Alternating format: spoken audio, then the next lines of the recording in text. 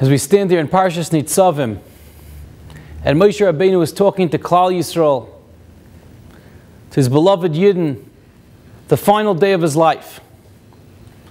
So he's imparting, obviously, Torah wisdom for the ages, that we can all learn from and inculcate and impart to our own future generations, and inculcate into our own lives as to how we can improve ourselves and keep us constantly connected and striving further and further to get closer to the Rebbeinu Shalom, to get closer to God.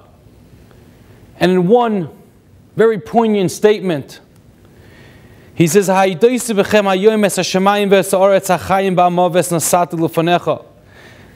you have death, life and death in front of you. Blessings and curses. And you shall choose life, so that you and your children shall live. What does that mean? You shall choose life so that you and your children shall live. Choose life so that you shall live. And then hopefully your children should choose the same thing and they should live.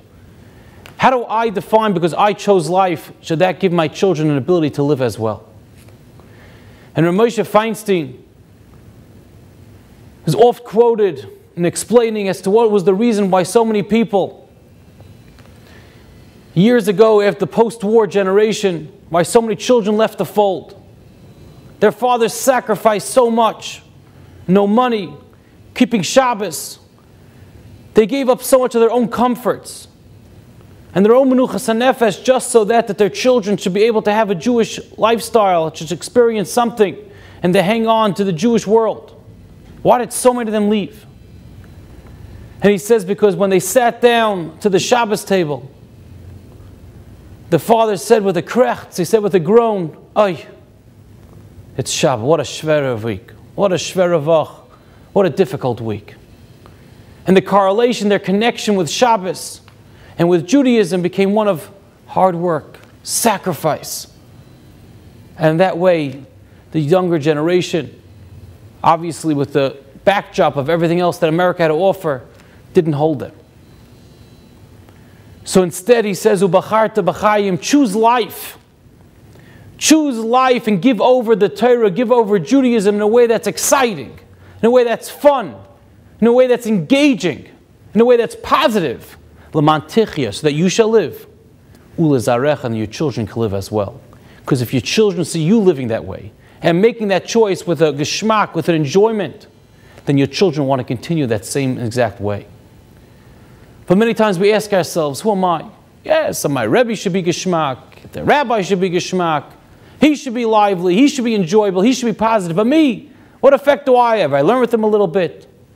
But the answer is, as it goes back to the first pasuk of this week's Parsha, Atem Nitzavim hayoim kulchem, Rasheichem, Shiftechem, Ziknechem, no matter who you are, all of Am Yisrael, no matter you're a man, woman, or child, you're all standing here, we're all understanding and capable of giving over, transmitting this message.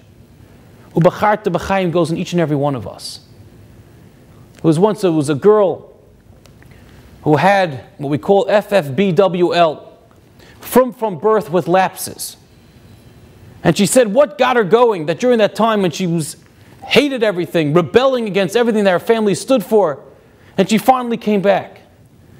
She said there were certain parts of her life, when she was off, so to speak, that she kept on experiencing feelings of joy that she saw from her father's performance of certain mitzvahs. Not all mitzvahs, but certain mitzvahs just kept her going. And she said, I just remember that joy that my father performed them. And once I saw that joy, I'm like, I'm not getting that anywhere else.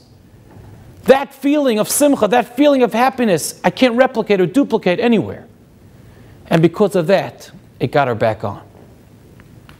Because Ubacharta b'chayim. And I was thinking, Bacharta, you could say Bacharta chayim. Why do you say choose life? What's b'chayim?